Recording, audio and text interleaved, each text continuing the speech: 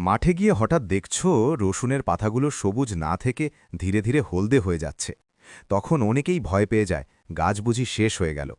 কিন্তু বাস্তবতা হলো, বেশিরভাগ সময় এটা বড় কোনো রোগ না, বরং কিছু সাধারণ সমস্যার ফল। রসুনের পাতা হলদে হওয়ার সবচেয়ে বড় কারণ হল নাইট্রোজেনের ঘাটতি। জমিতে প্রয়োজনীয় নাইট্রোজেন না থাকলে গাছ খাবার পায় না। তখন আগে পাতার রং বদলায়, পরে বৃদ্ধি থেমে যায়। আরেকটা বড় কারণ হল জমিতে পানি জমে থাকা। রসুন কখনোই জলাবদ্ধতা সহ্য করতে পারে না। মাত্র ২-৩ দিন পানি দাঁড়িয়ে থাকলেই শিকড় দুর্বল হয়ে যায় এবং পাতাগুলো হলুদ হতে শুরু করে। অনেক সময় পাতায় থ্রিপস বা সাকার পোকার আক্রমণ হলেও একই লক্ষণ দেখা যায়।